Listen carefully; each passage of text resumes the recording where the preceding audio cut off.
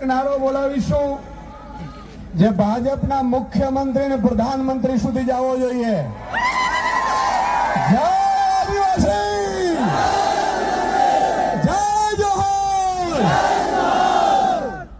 આપણે મૂળ નિવાસી, મૂળ આદિવાસી અને ભગવાન બિરસા મુંડાના સંતાનો છીએ, પણ ભાજપ એક વખત નહીં, બબે વખત નહીં, ત્રણ વખત ભગવાન બિરસા મુંડાની આશીર્વાદ લઈને નીકળેલા ચેતરભાઈ વસાવાને જેલમાં નાખવાની કોશિશ કરે છે. મિત્રો, અને જડમાં તોડ જવાબ આપવાનો છે આપણે. મિત્રો, આજે મને દુઃખ થાય છે કે 18 દિવસના બાળકને જે આ ધરતી ઉપર જન્મ લીધો, એની ભૂલ શું છે? એનો ગુનો શું છે? એને એવો 18 દિવસમાં શું ગુનો કરી લીધો કે આ પાપી ભાજપે એ આપણા 18 દિવસના એ આદિવાસી સંતાનને જેલમાં પૂર્યા છે. મિત્રો, ધરતી ઉપર હજી જન્મ લીધું છે, હજી તો એ દાડો પણ નથી નાખ્યો, અને આ ભ્રષ્ટ તાનાશાહી ભાજપે આ 18 દિવસના સંતાનને જેલમાં પૂર્યો છે. હાથ ઊંચા કરીને જવાબ આપો. બોલાનો ચાલ બદલો લેવો જોઈએ કે ના લેવો જોઈએ? લેવો જોઈએ કે ના લેવો જોઈએ? મિત્રો, આજે ચેતરભાઈ વસાવા, હું આજે આ જોઈ રહ્યો છું તો મને એક વિચાર આવ્યો મિત્રો, કે આ ભાજપ શું કામ આદિવાસી સમાજને ભણવા નથી દેતું ને, એને જાગૃત નથી થવા દેતું ને, એ આજે મને ખબર પડી મિત્રો. આ મેદાનથી આજે જ્યાં દૂર દૂર સુધી જાઉં છું મિત્રો, મને આજે અહેસાસ થયો કે જો એક ચેતર વસાવા જો ભણી ગણી હોશિયાર થઈ ધારાસભ્ય બની અને જો ભાજપની ઊંઘ હરામ કરી દેતા હોય તો આ લાખ આદિવાસી યુવાનો ભણેલા હોત તો આ ભાજપને મૂળિયા હોતા ઉખાડી નાખે એટલી તાકાત ધરાવે. પણ મિત્રો, આજે હું આભાર માનું છું ભીમ આર્મીના ચીફને, વિનયજીને, જેઓ અહીંયા પધાર્યા છે. માનનીય અનંતભાઈ માટે એકવાર તાળીઓ થઈ જાય, પધાર્યા છે. માનનીય ગોપાલભાઈ ઇટાલિયા, માનનીય મનોજભાઈ, માનનીય ટાઈગર સેનામાંથી આવેલા છે. મિત્રો, આપણે નામી અનામી કેટલાય આગેવાનો પણ અહીંયા પધારેલા છે. મિત્રો, આપણે એકતા બતાડવાની છે. તમે વિચાર કરો, હમણાં અમે ગાડીમાં આવતા હતા ત્યારે ગોપાલભાઈ ને મનોજભાઈએ કીધું કે સુદાનભાઈ, હજી તો યુવાનો પીઠા ગ્રાઉન્ડમાં ભેગા થયા અને એક બાળકને જામીન આપવા ભાજપે નમવું પડ્યું છે. તમે કલ્પના કરો આપણી એકતાની તાકાત. હું ગઈકાલે વર્ષાબેન ને મળ્યો હતો, અમે ઘરે બેઠા હતા.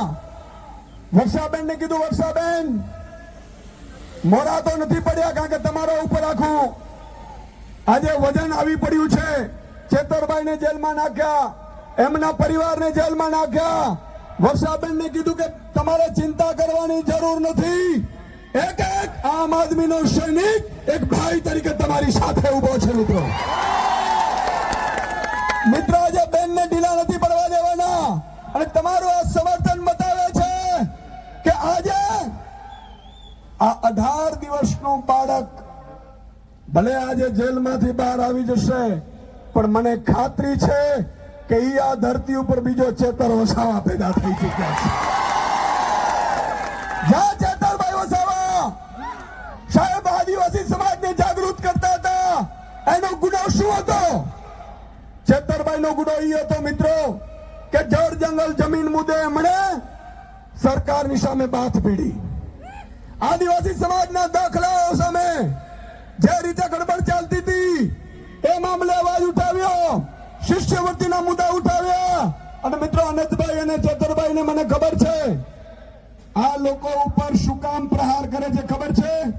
આજે હું ખુલાસો કરવા જઈ રહ્યો છું, બધા લોકો રેકોર્ડિંગ કરી લેજો મિત્રો.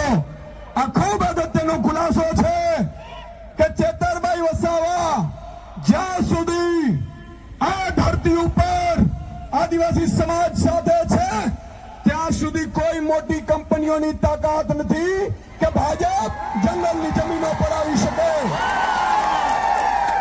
એટલા માટે ચેતરભાઈનો કાંટો કાઢી નાખવા માટે સરકાર ઉપસ્થિત થઈ છે. મિત્રો, એને ખબર છે મોટી મોટી કંપનીઓ, જેમ તમે જુઓ છત્તીસગઢમાં મોટી મોટી કંપનીઓ આવી ગઈ જંગલોમાં.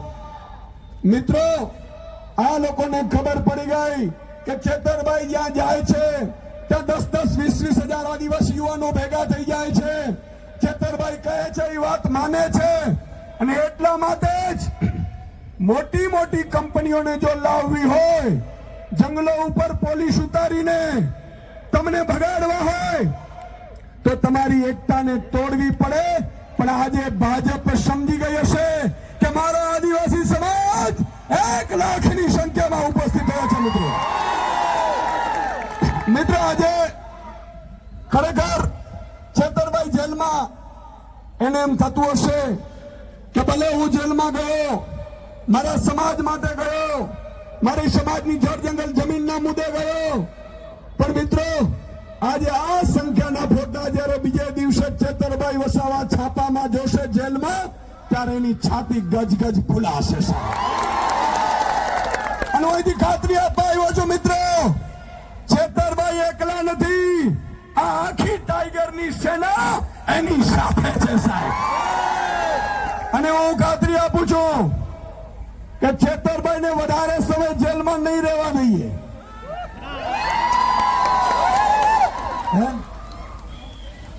ચેતરભાઈને વધારે સમય જેલમાં નહીં રહેવા દઈએ.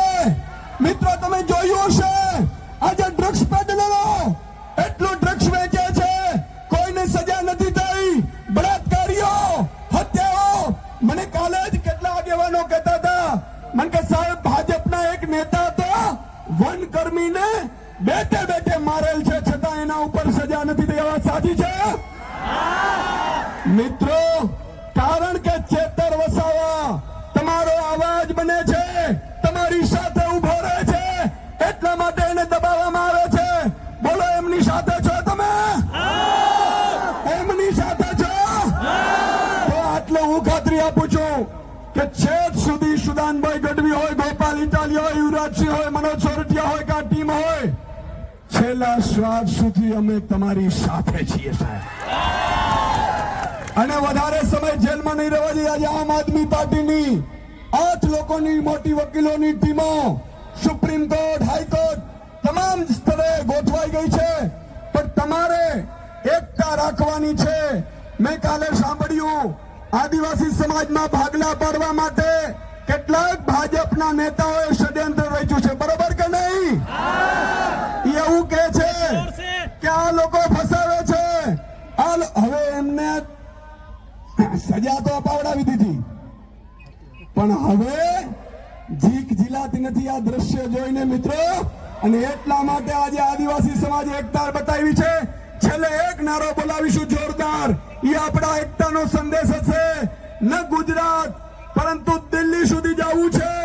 અને એક દિવસ હું આપને ખાતરી આપું છું કે આ ચેતર વસાવા જેમ પહેલી વખત જેલમાં પૂર્યો ભાજપે અને આદિવાસી સમાજે નર્મદા જિલ્લા પંચાયત ચેતર વસાવાની બનાવડાવી, એવી જ રીતે અંબાજીથી ઉમરગામ સુધી એક જ નારો ચાલશે, એક જ ચાલે, ચેતર ચાલે.